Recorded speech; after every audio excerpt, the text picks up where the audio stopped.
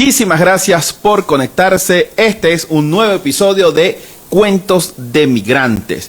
Hoy vamos a conversar con el licenciado Jorge Rivas Zurita. Él es un venezolano que está en Colombia, ya tiene un tiempo en Colombia, se ha desarrollado profesionalmente en el área de la educación. Es un periodista de verdad extraordinario, una persona con muchísima preparación y decidió migrar. Los cuentos de migrantes van a estar hoy desde Colombia. Vamos a invitar a nuestro participante de hoy. Aquí está el señor Jorge Rivas Zuritas. Y de esta manera empezamos Cuentos de Migrantes. Cuentos de Migrantes, el podcast con Ildemaro Solís. Jorge, bienvenidos a este espacio, Cuentos de Migrantes. Aquí hablamos de esos migrantes que decidieron salir de la zona de confort e intentarlo en nuevos horizontes. ¿Cómo estás, amigo Jorge? Hola, Ildemaro. Pues un saludo para ti, para Fabiana, para todas las personas que en este momento están acá siguiéndote a través de tu cuenta. En Cuentos Migrantes siempre reflejamos esas historias de evolución personal, de ese empezar de nuevo otra vez, porque pues al momento de salir de nuestro país siempre es un nuevo comienzo, es una nueva vida prácticamente. ¿Qué hacías? ¿Cuáles eran tus últimas funciones que tuviste o las últimas tareas que tuviste en Venezuela? Bueno, Ildemaro, muchísimas gracias primero por invitarme a tu programa, que además debo decir que está teniendo una acogida impresionante y que estás en este momento marcando una huella importante en cuanto a la comunicación sobre estos temas de migrantes y sobre, bueno, lo que estamos haciendo muchos venezolanos que estamos en el mundo. Bueno, en Venezuela yo estuve ciertamente ejerciendo como comunicador social periodista desde hace, pues este año, de hecho estoy cumpliendo ya 16 años de ejercicio profesional. Qué bueno. En Colombia 8 años específicamente, y en Venezuela, bueno, me dedicaba, por supuesto, pues a la tarea de la comunicación social, del periodismo. Tuve la oportunidad de trabajar en algunas emisoras de radio de reconocidos circuitos nacionales. También estuve en algunos periódicos, ejerciendo, hermano, la profesión que bueno, que es algo que se nos metió en las venas, ¿no? Y que nos llena de mucha satisfacción poder ejercerla, por supuesto, con limitaciones y con situaciones que hemos vivido muchos, pero con mucha convicción después de estar en una carrera que es totalmente gratificante y totalmente hermosa para quienes nos gusta la profesión de la comunicación. Así es. Jorge, cuando nosotros decidimos migrar, y esta es la pregunta que te quiero hacer para empezar ya en los cuentos, cuéntanos un poco, ¿en qué momento decidiste migrar? ¿Qué te impulsó a dar ese paso? ¿Y cómo te sentiste al momento de tomar esa decisión? ¿Cuál fue ese punto de quiebre que dices, pues bueno, nos vamos? Sí, bueno, mira, la situación económica, la situación política del país fue fundamental. Eso, por supuesto, eso es innegable. Eso no lo podemos tapar con un dedo.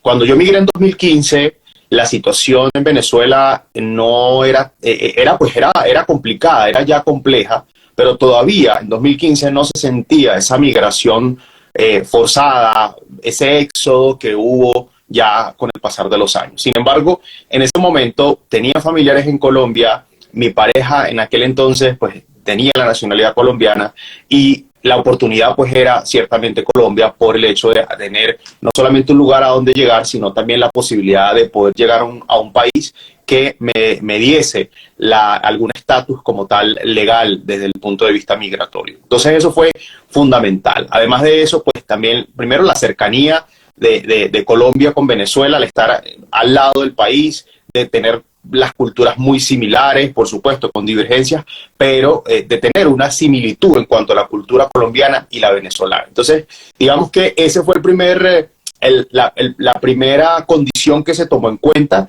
y, por supuesto, al evaluar que habían en ese momento posibilidades para poder residir y radicarse totalmente en un país, a diferencia de otros, pues, evidentemente, por ahí fue la decisión. Por eso fue lo que motivó principalmente la decisión.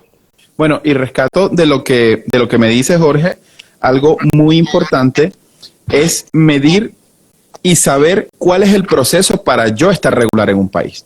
Porque no es decisión fácil cuando, y lo vemos, y esto es una reflexión para las personas que están conectadas, migrar no es cosa fácil. Para mí es una de las cosas más complejas que puede hacer el ser humano, por supuesto, y tú lo estás diciendo, y lo hiciste de una manera planificada. Jorge, cuando llegan, ya pues arranca la vida en Colombia. ¿Cómo fue ese desarrollo profesional? Porque tengo entendido que incluso lograste ser profesor universitario en Colombia. Bueno, Ildemaro, no ha sido un proceso nada fácil, así como el de muchos migrantes. Comenzamos de cero. Afortunadamente, no me puedo quejar, he sido absolutamente bendecido por Dios para poder desempeñar mi carrera a nivel profesional y a nivel de comunicación, periodismo, y por otro lado también ejercer la docencia universitaria en Colombia, otro de mis grandes sueños que también tuve en Venezuela y que, bueno, pude ejercer, digamos, en menor proporción en Venezuela. Hay un refrán que dice que nadie es profeta en su tierra, ¿no? Entonces, yo pude hacerlo de una manera mucho más fehaciente, más fuerte en Colombia. Pero bueno, respondiéndote a la pregunta, cuando llegué a Colombia hace 8 años, Ildemaro, me tocó empezar de cero. Cuando te digo empezar de cero es porque yo había sido jefe de comunicaciones de una oficina del gobierno regional del estado Bolívar, es decir, un cargo a nivel gerencial, un alto cargo. Pasé de haber estado allí a migrar y comenzar de cero, porque me tocó hacer en Colombia, comencé haciéndolo y es algo que lo cuento pero me enorgullece porque muchas veces cuando iniciamos una nueva etapa en la vida, lo hacemos de abajo, creo que la humildad es mayor al final y la satisfacción es mayor. Empecé a hacer una labor en una empresa de monitoreo de noticias en 2015, exactamente 3 meses después de haber migrado, y hacía algo que lo hace un estudiante de comunicación social de tercer, cuarto semestre.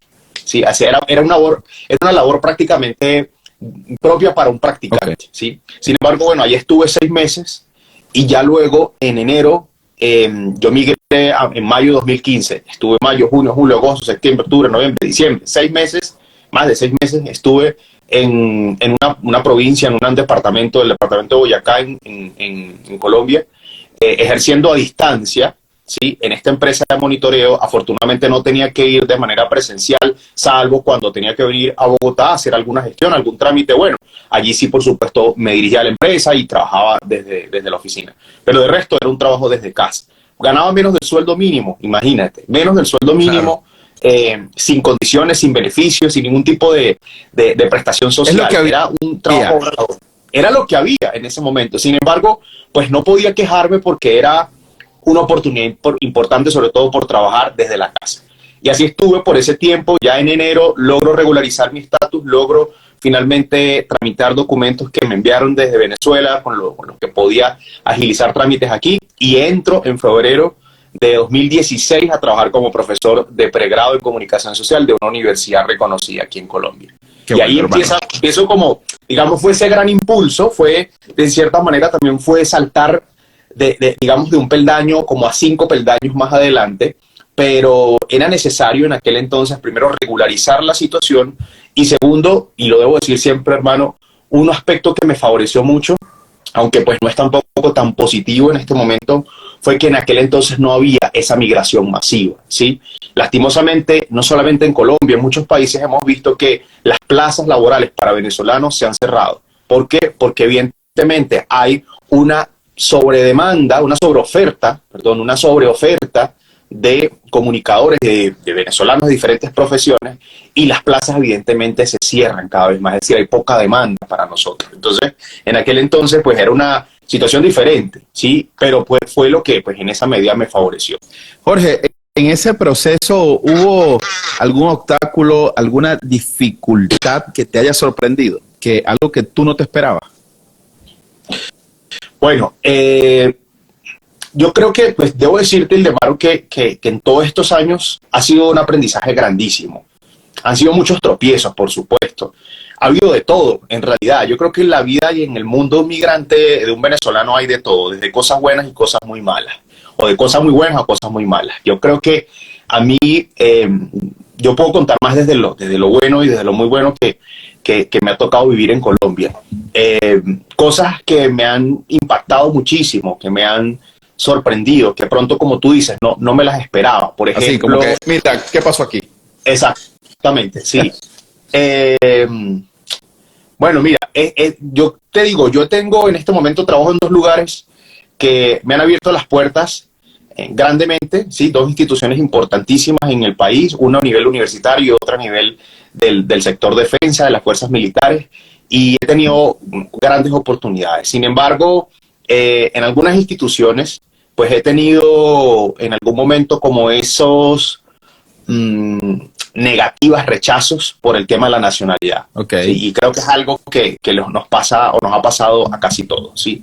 Eso ha sido como un elemento que en algún momento obviamente lo estremece, lo acongoja a uno, pero al mismo tiempo también te impulsa a que, bueno, hay que seguir.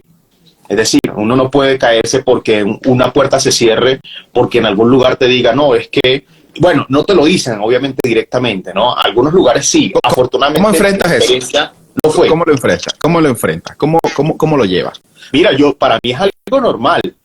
Es decir, es triste, es decepcionante, pero hace parte de la normalidad de todo proceso migratorio. Todo proceso migratorio, toda nacionalidad que migra hacia algún lugar, valga la redundancia, siempre va a estar sujeta, nunca va a estar exenta de que la rechacen, de que le cierren las puertas. Entonces, para mí, fue una oportunidad, Ildemaro. Fue una oportunidad para decir, bueno, indirectamente me enteré por los caminos verdes, me enteré que el tema era mi nacionalidad. No importa, yo sigo demostrando, sigo luchando, sigo postulándome, sigo tocando puertas, sigo buscando oportunidades, y en algún momento, en una de esas, pues abrieron dos puertas como las que trabajo actualmente, en las que se consideró más el perfil, la experiencia, la formación y no la nacionalidad como tal. Entonces creo que al final se convierte en un reto para uno demostrar que hay cosas mucho más, por así decirlo, hay motivos principales para tomar en cuenta a una persona para darle un empleo que tienen más que ver con la formación y la experiencia y no propiamente o no directamente la nacionalidad. Jorge, en este proceso, ¿hubo alguna persona, ese alguien, esa luz que a uno siempre le aparece, que te brindó esperanza, que te motivó a seguir adelante, que te dijo, mira Jorge, esto va a pasar, esto es transitorio, hay una vía de la que tomar? ¿Hay alguna persona en la que te puedas acordar y que puedas decir, mira, puedo agradecer a esta persona porque, bueno, ha sido parte importante para la evolución de este proceso? Claro que sí, hermano. Yo creo que la gratitud debe estar siempre presente en todos nosotros. Y yo, en primer lugar, le agradezco a Dios porque fue el que me puso en este camino, el que me ayudó, me guió, me orientó, y que en esa medida me envió a muchas personas a que me abrieran las puertas, a que me aconsejaran, a que, como tú dices, desde un consejo, desde una palabra de aliento, motivara a que siguiera adelante, ¿no? Y en esa medida, pues debo agradecer primero a mi familia, a mi mamá, que en ese momento estaba en Venezuela. 2 años después de estar yo aquí, se viene a Colombia, y fue un motor, y ha sido un motor grandísimo para seguir adelante. Yo creo que a mamá le agradezco siempre esa palabra de aliento y de, a pesar de cualquier adversidad y cualquier situación, bueno, hay que seguir, no te detengas, sigue adelante, no le pares a eso. Entonces, además creo que las madres venezolanas siempre han sido muy, muy famosas en todos esos mensajes tradicionales y, bueno, la crianza de la familia, ¿no? De impulsar a uno con todo tipo de palabras, de pronto desde las más suaves, de las más emocionales hasta las más duras, como, bueno, y entonces, ¿qué pasa? ¿Te vas a congojar por ¿Qué te está pasando? Sí. Bueno, a la persona que fue mi pareja hasta hace 2 años también, evidentemente, tengo que agradecerle por ese también impulso que me dio. A papá, a mi hermana, que también está aquí desde hace unos 5 años aproximadamente. Y bueno, yo creo que también le agradezco en gran medida a esos lugares en los que he tocado puertas. No solamente personas, uno le agradece también a esos lugares que te han dicho no, o que te han cerrado la puerta, o que te han dicho cosas que no esperabas. Porque de alguna manera eso también se convierte en una oportunidad para, bueno, me cerraste la puerta, bueno, me dijiste que no, bueno, pues yo sigo adelante. Sí, es como un impulso, de alguna manera que funciona en el migrante para seguir adelante, para no dejarse acongojar ni amilanar por ningún tropiezo. Totalmente. Hermano, ¿qué estrategias has utilizado para integrarte en la cultura y en la comunidad local? ¿Cuáles son las estrategias que tú le puedes recomendar a las personas que están conectadas, que están empezando un proceso, que están pensando en un proceso para adaptarse a la comunidad, a la cultura? Vamos a poner el caso de Colombia, porque estás allí, pero creo que esas estrategias no funcionan en cualquier parte. Bueno, yo creo que lo primero de verdad para poder adaptarse a cualquier cultura tiene que ver con la apertura, la madurez, el respeto, la tolerancia, pero sobre todo eso meterlo en una bolsa y ponerle de alguna manera la palabra apertura. ¿Por qué? Porque como venezolanos, como cualquier nacionalidad, como cualquier nacional de este mundo, tiene unas culturas, tiene una personalidad, tiene una serie de valores, de principios, de crianza, ¿sí? Pero la clave está en que cuando migramos debemos tener apertura, yo creería que también humildad frente a todo lo que vamos a conocer. Es decir, si por ejemplo llegamos a Colombia y sabemos que, bueno, hay un plato típico que por ejemplo se llama la bandeja paisa, y tú dices, bueno, y te pones a indagar, bueno, ¿y qué tiene la bandeja paisa? No, pero es que resulta que tiene arroz, tiene chicharrón, tiene esto. Entonces tú dices, bueno, la bandeja, el plato típico de nosotros es, por ejemplo, el pabellón. Es más sabroso. Pero sí, pero ten apertura, ten humildad, Claro, ten claro. la capacidad de poder decir, bueno, bien, esto le saco lo bueno a eso, ¿sí? Y me quedo con eso bueno, comparto además mi cultura, pero respeto, ¿sí? Total. Lastimosamente, hermano, yo les puedo decir que yo he conocido y he visto compatriotas nuestros que han estado aquí o que están aquí y que, sin ánimo de juzgar a nadie, pero que a veces no se tiene la mejor actitud, Claro. porque se pretende, por ejemplo, destruir a la cultura, criticarla, Imponer la mía. Claro. Exacto. Ajá. Imponerla. No, pero es que, espérate, es que en Venezuela, un ejemplo, no, es que en tal región en Venezuela, allí gritamos mucho. Ajá. Y ahí somos escandalosos. Pues, No, pero espérate, entonces anda para allá. tú no puedes estar aquí, exacto. Es decir, tienes que adaptarte a donde estás llegando. Entonces, no se trata tampoco de subyugar nuestra cultura para nada. No se Claro, trata claro. de minimizar la identidad nuestra, sino que Totalmente. se trata de, bueno, vamos a integrarnos, demostremos que somos, demostremos lo bueno que somos, demostremos lo bueno que tenemos, pero al mismo tiempo también recibamos, tengamos apertura a la cultura de acá y de otros países, que también es buena. De pronto habrá cosas que tú dices, bueno, a mí no me gusta eso, o yo no me siento tan conforme con ese aspecto de la cultura, de las costumbres. Claro. Hermano, Pero es que- decidiste sí. estar allí. Claro. Exacto, entonces hay que recibirlas, hay que aceptarlas. De pronto no las practicas, de pronto no las realizas. Listo, muy bien, déjalas ahí, respétalas, Total. marca una distancia. Total. Pero Bueno, creo que esa es la clave, saber integrarse, saber tolerar, tener apertura para todo lo que vayas conociendo del mundo. no, te doy totalmente la razón, Jorge. Sabes que yo cuando yo estuve un año en Colombia, bueno, como tú lo sabes, y las personas que estén conectadas, yo pasé un año en Colombia, que creo que para mí fue el proceso para yo planificar mi migración. ¿Ok? Yo pues tuve que mirar de forma introspectiva, sin planificación alguna. Se hicieron cosas, pero bueno, lo que te quería contar era cuando yo paso a Colombia, me sirven o pido un chocolate, ¿ok? Y me sirvo mi chocolate y resulta que en Colombia el chocolate no, creo que no lo hacen con agua, sino con el chocolate y punto. O sea, no lo hacen con leche, sino con agua y ya. Agua, sí. Exacto, Ese es agua. el chocolate tradicional. Ese es el Con chocolate agua. tradicional, pues. Sí, Me sí, tomo sí. mi chocolate y la señora me ve la cara y me dice, ¿no le gustó? Yo le dije, es nuevo para mí y me voy a adaptar. O sea, y exactamente le dije, el sabor es nuevo para mí, la verdad, pero bueno, me voy a adaptar. Pues nunca me gustó, pero tampoco voy a decir, no, pero es que en mi país se hace así y no me acostumbré tampoco a tomarlo así. Claro. Pero Sí. es lo que tú dices y comparto completamente lo que planteas, porque se trata de respeto.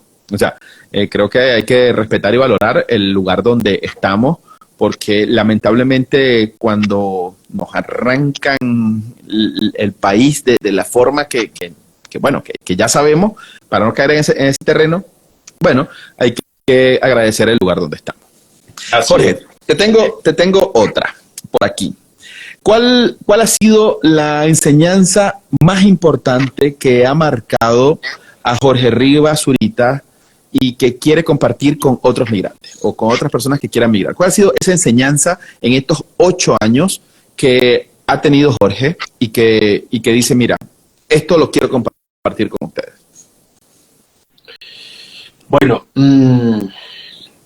son tantas cosas, ¿sabes? Pero yo creo que una primordial tiene que ver con esa capacidad de resiliencia, esa capacidad de ir en contra de las adversidades, de no dejarse amilanar por ningún rechazo. A mí un tema que siempre me ha marcado muchísimo, no propiamente porque lo haya vivido de una manera fuerte, como le ha tocado a muchísimas personas, a muchos venezolanos aquí en Colombia y en otros países del mundo, pero tiene que ver justamente con esa, de pronto esa xenofobia que en algunas veces siento que ha sido más de pronto el rechazo al pobre, más que a la nacionalidad, ¿no? Sí.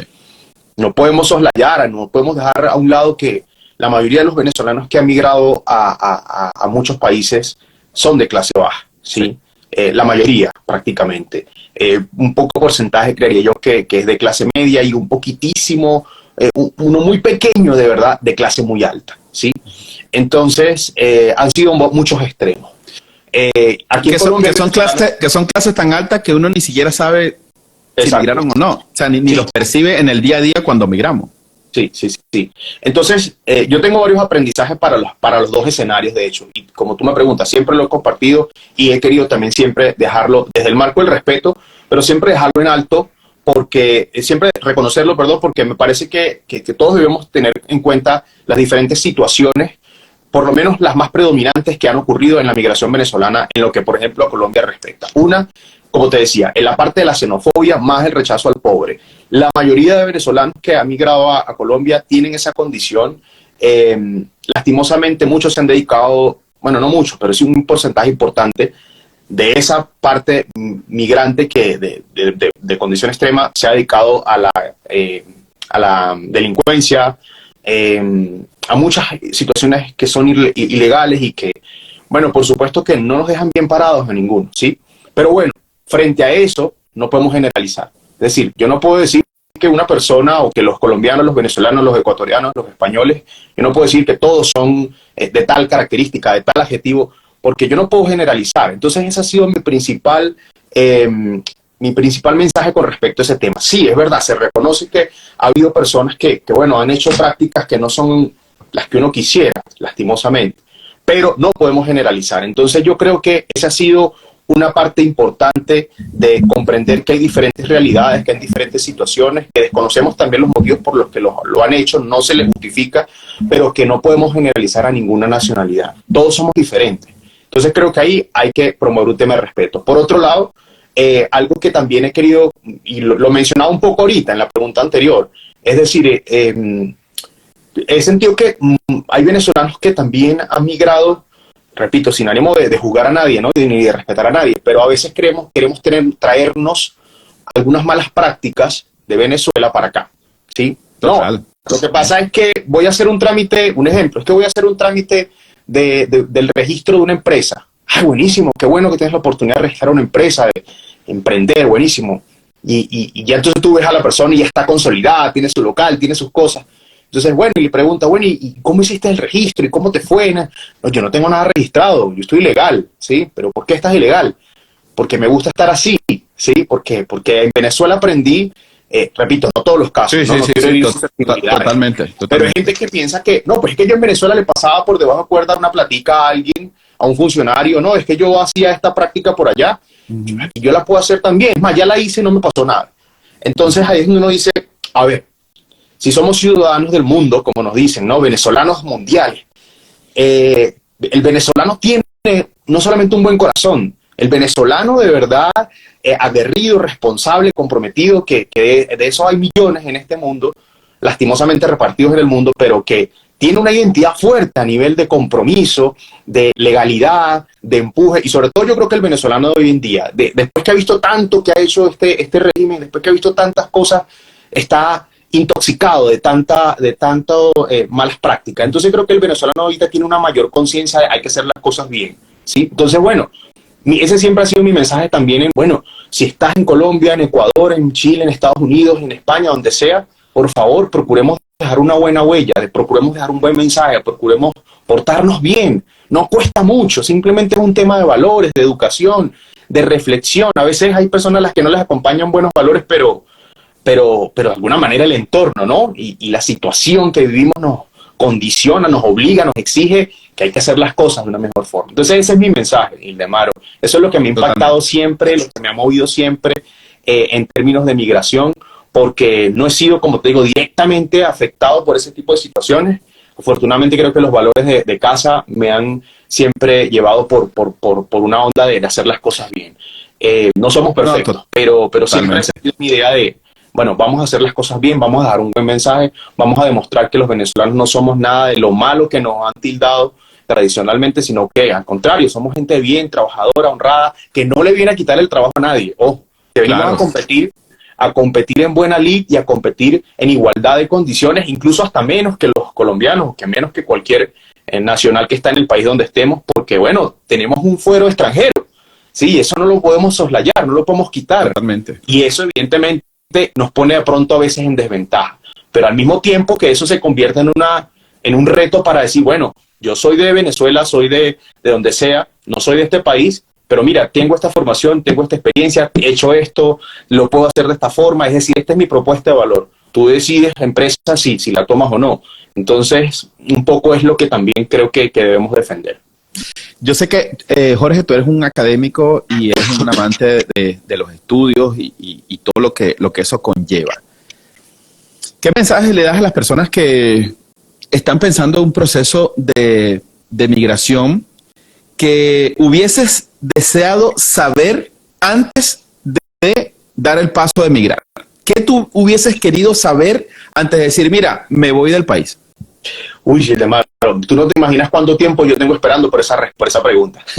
No ahorita, sino tengo muchos años esperando porque alguien me pregunte eso. Y no porque yo me crea que el que más se la sabe, para nada. Claro. Yo soy todavía una persona que le falta muchísimo en este mundo aprender y vivir y Dios mediante y recorrer y bueno, finalmente construir y deconstruir conocimientos porque todos los días aprendemos. Pero yo creo que hay algo importantísimo. Yo se lo dije, se lo llegué a decir a muchas personas que emigraron a Colombia, a muchas amistades que me escribían, me llamaban, me decían, mira que voy para allá, que me quiero ir, que qué hago, ya voy saliendo, sí. Era una cosa como obviamente uno entiende, claro, la urgencia, la escasez de alimentos, la situación política, la inseguridad, todo. Pero hay algo que yo creo que uno tiene que tener en cuenta y es hacer una migración responsable, ¿sí? Es decir, a ver, yo voy a migrar a Chile. Bueno, ¿qué necesito para migrar a Chile? ¿Qué documentos? ¿Cuánto vale un arriendo allá? ¿Cuánto vale hacer mercado? ¿Cuánto me vale un servicio? ¿Sí? ¿Dónde puedo vivir? ¿En qué estrato? ¿En qué condiciones? Es decir, bueno, digo estrato porque en Colombia, digamos que la situación socioeconómica es estratificada, ¿no? Del estrato 1 al estrato 10, por ejemplo. El 1 más pobre, el 10 el más rico, ¿no? Pero creo que uno tiene que estudiar muy bien primero la situación. Claro, y acá seguramente habrá quienes me dirán, sí, pero es que no podemos tampoco dejar a un lado que muchas personas, tu caso fue uno de ellos, no, es que por una emergencia, por una situación sobrevenida, me tocó migrar de emergencia. Bueno, eso es una cosa diferente. Pero cuando tú dices, bueno, a ver, yo estoy acá, tengo mi situación, tengo un empleo, de pronto no me alcanza la plata estando en Venezuela, me explico. O tengo tales situaciones, tengo tales necesidades, tengo tales condiciones, no me siento bien, no me siento que me llene, no siento que es lo que merezco. Vamos a migrar, listo, muy bien. Tenemos todo el derecho de eso, ¿sí? Por ser latinoamericanos, tenemos un principal derecho en lo que respecta a Latinoamérica, Colombia, por ejemplo, ¿sí? Tenemos un derecho inquebrantable para poder hacerlo. Listo, claro, muy bien. Pero vamos a averiguar primero vamos a averiguar qué se necesita, qué documentos requiero, a dónde puedo llegar. Es decir, haz un estudio de cómo puede ser tu calidad de vida una vez que migres. Porque lastimosamente a muchos connacionales nuestros les ha pasado que han migrado a Colombia sin la mayor cantidad, no tanto documentos porque eso es un factor externo, sino sin haber indagado en cuánto me pueden pagar a mí trabajando, no sé, por ejemplo, en una panadería de mesero, ¿sí? O cuánto puedo aspirar a ganar siendo profesional y llegar a trabajar en una empresa sin documentación legal porque no la tengo, por ejemplo. Supongamos que ese es el caso. Sí, sí, total. Ah, bueno, muy bien, miren, me pueden pagar tanto. Listo, muy bien. Bueno, de esa plata, ¿cuánto yo puedo destinar para arriendo? ¿Cuánto puedo destinar? Ay, hay que pagar servicios. Que esa es una cosa también que nos ha afectado. Que en Venezuela hace muchos años, en este momento creo que ha cambiado un poco, pero hace muchos años había una mala cultura de no pagar servicios públicos. No. Entonces, no, yo no pago. Hubo una época, no sé ahora, sí, pero hubo una época que nada que ver. Nadie pagaba Nada. absolutamente nada. Entonces, a ver, no, espérate. Tú no puedes llegar a Colombia con esa misma actitud. Tienes que pagar porque si no pagas te sacan. Tengas hijos, no tengas hijos, estés embarazada, tengas lo que sea. Sí, es decir, hay otras disposiciones que hay que acoger cuando vas a un país que te recibe.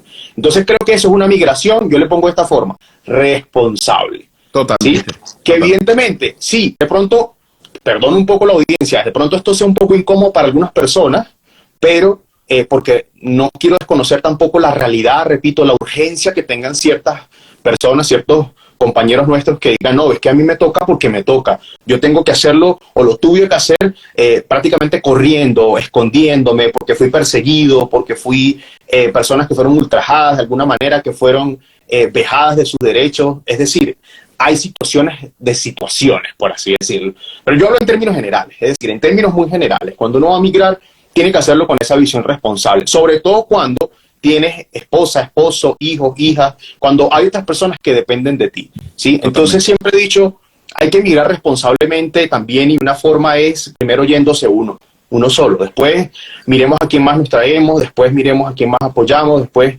porque en el momento en el que migramos todos, pues el compromiso va a ser mayor para las personas que nos acompañen. Entonces, eso creo que también hace parte de lo que uno debe analizar para migrar de una manera responsable, sensata, que cubra con las expectativas se supone que uno migra buscando algo mejor, ¿no? Entonces, claro, a mí me da mucha tristeza. A mí me da mucha tristeza, de verdad, debo decirlo, de connacionales nuestros que he visto que están en la calle, que no tienen que comer, Sí, total. que tienen que pedirme, que tienen que rogar prácticamente para que la gente les dé un caramelo, un pan, ¿sí? Entonces, en algún momento yo escuchaba por ahí una entrevista que hacía una periodista famosa que vino una vez acá a Colombia.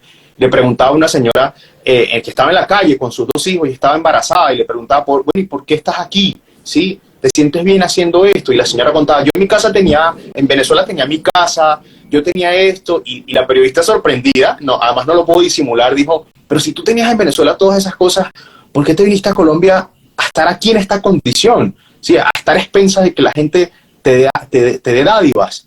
Y decía, bueno, porque prácticamente me acostumbré a eso, ¿no? Fue una respuesta un poco como, como salida de lo lógico, ¿no? Dentro de lo que uno cree que es lógico. Repito, cada realidad es cada totalmente diferente. Pero son cosas que te golpean. Tú dices, hay que pensar un poco más a ver qué estamos haciendo. Claro. Mira, y te voy a dar una anécdota de mi época de Colombia. Nosotros, bueno, como tú sabes, nosotros tuvimos emprendimiento en Colombia y usaba mucho el transporte público. Yo en el transporte público, también aquí en España, a los artistas les colaboro, la verdad, porque un artista, ese es su arte y ese es su trabajo. Alguien que va a ofrecer un entretenimiento, yo con toda responsabilidad lo digo, un artista le doy dinero, o sea, si tengo, pues una moneda, porque tampoco es que es la gran cosa, pues no se va a salir el presupuesto. Sí. Pero en Colombia, en una oportunidad, en muchísimas oportunidades, personas que estaban pidiendo porque la estaban pasando mal, les daba la tarjeta, mira, nosotros tenemos un emprendimiento, así, estamos buscando personas para que trabajen en nosotros, en el call center y tal, y nadie se presentó. Y en una oportunidad, y para mí es muy fuerte, porque en el tramo que yo usaba el Transmilenio, se montó en varias oportunidades una persona, ¿ok? Entonces, esa persona, la primera vez que conversamos, le digo, mira, dale, y cuando lo vuelvo a ver, Jorge, le digo, mira, ¿y qué pasó? Que te estuve esperando, o sea, tú tienes buen parlamento para convencer a alguien para ofrecer nuestros servicios y tal, o sea, tienes talento, anda a la oficina, ¿qué pasa que tuvo un problema y tal? No, pero todavía está disponible, le vuelvo a dar la tarjeta y anda a la oficina. Bueno, resulta, Jorge, que a los panas que están ahí conectados, que este pana yo me lo vuelvo a conseguir como una semana luego en la misma. Entonces, desde lejos, porque ya no lo toleré más, la verdad, mira, no le den plata a ese sinvergüenza porque yo le ofrecí trabajo digno, o sea, que cumpla un horario, que se gane su plata, y él prefirió estar pidiendo. Eso me sucedió a mí en carne propia. Entonces, uno de los muchachos que trabajaba con nosotros en call center me dice, lo que pasa es que a mí me da demasiado vergüenza, pero en la pensión donde yo vivo, que son solamente por habitaciones, esos panas no quieren trabajar, porque ellos dicen que voy al Transmilenio, hago 50,000 pesos en un día y hago 3 millones de pesos al mes, que eso no se lo gana ni un ingeniero. Entonces, lamentablemente, sí, esa situación sí existe. O sea, sí, claro, sí existe. Y como tú dices, en Colombia, el gobierno como tal ha tenido una serie de medidas para integrar al venezolano, y eso es indudable. O sea, eso no se puede ni poner en la mínima duda. Y la sociedad tampoco se le puede reprochar, porque si alguien se enfrasca, un grupo que sea pequeño, se enfrasca en hacer ese tipo de cosas, mira, no me vengas a dañar la casa, ¿ok? Sí. Entonces es lo que tú dices, y te doy completamente la razón. Pero vamos a hablar de cosas interesantes, hermano. Vamos a regresarnos a nuestro país. ¿Qué recuerdos tienes cuando hablamos de Venezuela? ¿Cuál es el primer recuerdo que te llega así? ¡Pum! Cuando decimos Venezuela, ¿cuál es lo primero que te llega? Para mí esa es una pregunta bastante difícil. En este momento es bastante difícil porque tengo rato con ganas de ir a Venezuela, tengo rato con ganas de ir a mi ciudad, a Ciudad Bolívar, y bueno, yo no sé si lo alcanzas a notar, pero hasta los ojos se me nublan, porque para mí hablar de Venezuela es hablar de un país, de Ciudad Bolívar, de una ciudad que tiene mucho que contar, que tiene mucha historia. Lastimosamente, parte de esa historia es triste por todo lo que hemos vivido, quienes hemos tenido que emigrar por alguna u otra situación. Pero para mí, yo te hablo primero de Ciudad Bolívar, ¿sí? Mi ciudad. Yo no puedo hablar primero de otra, sino que no sea mi ciudad. Para mí el Museo Soto es un icono de referencia mundial. Claro. Para hablarte del Ciudad Bolívar es hablarte del Puente Angostura, del Malecón, del Paseo Orinoco, para los que pronto no lo conocen. Es hablar del casco histórico. ¿Sí? Sí, sí. Hoy en día adoro ir a un pueblo. O sea, hay algo si hay algo que me moviliza muchísimo emocionalmente, es ir a un pueblo. Si de pronto yo vivo en Bogotá, es una ciudad con más de 10 millones de habitantes, una urbe totalmente compleja a nivel urbanístico, con sus cosas buenas y malas, pero es bastante amplia, bastante compleja, incluso a nivel de delimitación geográfica. Uh-huh. Y digamos que el contexto, la similitud no la puedo hacer con Caracas, ¿sí? Sí, pero si hay algo que adoro es poder visitar un pueblo para desconectarme un poco del tráfico, del estrés de la ciudad, incluso a veces hasta de las inclemencias del propio clima, de muchas situaciones. Y eso me hace mucho recordar a mi ciudad Bolívar, a mi casco histórico, es decir, a muchos aspectos que uno hoy en día va a buscar en un pueblo y que dice, esto me recuerda a mi ciudad. Si habláramos de Puerto Ordaz, mi ciudad, la ciudad donde tuve la oportunidad de estudiar mi pregrado en comunicación social, la Universidad Católica. La Universidad Católica, para mí, Los Olivos, la Plaza CBG, es decir, hay algunas partes centrales que para mí son excepcionales y son de muchos recuerdos, ¿no? Bueno, cuando hice esto, cuando me pasó esta situación, cuando me tocó caminar tantos kilómetros porque no tenía plata por un transporte, por ejemplo. Hablar de Venezuela en términos generales, de Caracas, sin duda alguna, de tantas. No tuve la oportunidad de vivir nunca en Caracas, estudié locución en Caracas en 2011, creo, si no mal recuerdo, y viajaba una que otra vez de manera ocasional. Y de alguna forma ver a lo lejos, nunca tuve la oportunidad de ir, ojalá algún día pueda ir, el Cerro del Ávila, nunca tuve la oportunidad de conocerlo, claro. ¿Sí? No pude. Pero verlo, así sea de lejos, ¿no? Sí. María, todas esas zonas, lugares que de alguna manera visitaste en algún momento y te dicen, ¿para ti qué es Caracas? ¿Para ti qué es Ciudad Guayana? ¿Para ti qué es Ciudad Bolívar? Para mí son esos lugares que te he mencionado. Obviamente hay mucho más.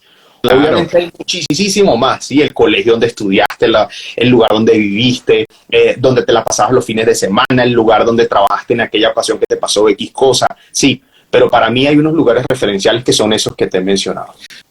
Jorge, ¿ha valido la pena migrar? Totalmente. Sí. Total y absolutamente. Hay una reflexión que te quiero compartir brevemente, Ildemaro, y es, mira, a nivel profesional, a nivel ciudadano, a nivel como persona, a nivel como individuo, he tenido grandes aprendizajes, grandes, es decir, creo que he madurado muchísimo y me falta mucho más, por supuesto.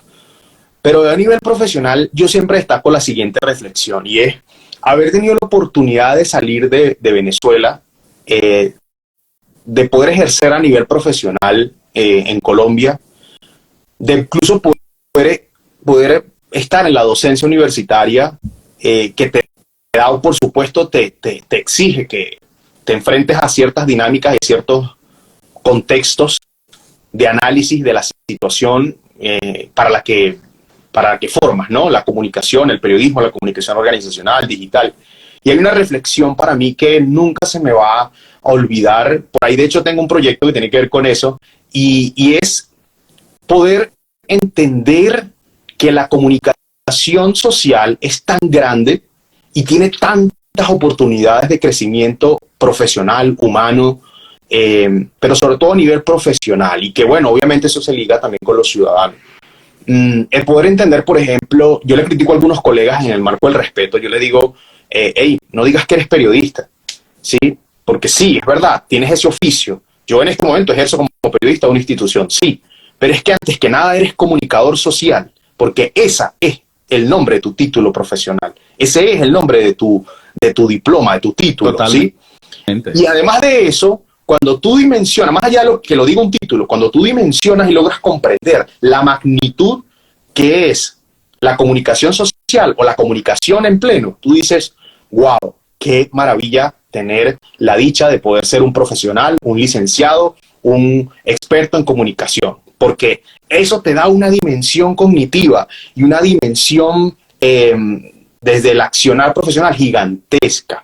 Claro, también aprendí que, es decir, que en el marco del mismo gran espectro que tiene la comunicación, también está la oportunidad de poder especializarse, de poder profundizar a nivel profesional. Entonces, bueno, en Colombia aprendí, por ejemplo, que el comunicador social puede bien llamarse comunicador social audiovisual, comunicador social organizacional, comunicador social publicitario, etcétera, etcétera. Hay diferentes vertientes. Y dentro de cada una de esas especialidades hay una serie de cosas. Si uno habla hoy en día, por ejemplo, de la comunicación digital, te vas a encontrar que hay un experto solamente en transmedia. Te vas a encontrar que hay expertos en hipermediaciones, que hay expertos comunicadores sociales, por ejemplo, en solamente planes de medios, que hay expertos solamente en ser community managers, que hay expertos, por ejemplo, en hablar de la producción cinematográfica con fines de investigación. Es decir, mire, hay tantas cosas.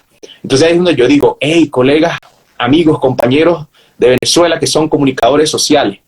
En Venezuela, y sobre todo en Ciudad Bolívar, no puedo meter allá a Puerto Ordaz ni Caracas, pero, por ejemplo, en Ciudad Bolívar, lastimosamente hemos tenido muy poca oportunidad de formación de calidad. No hemos tenido, y no por las universidades que están, o no por las dinámicas, simplemente por el contexto que también en el que vivimos.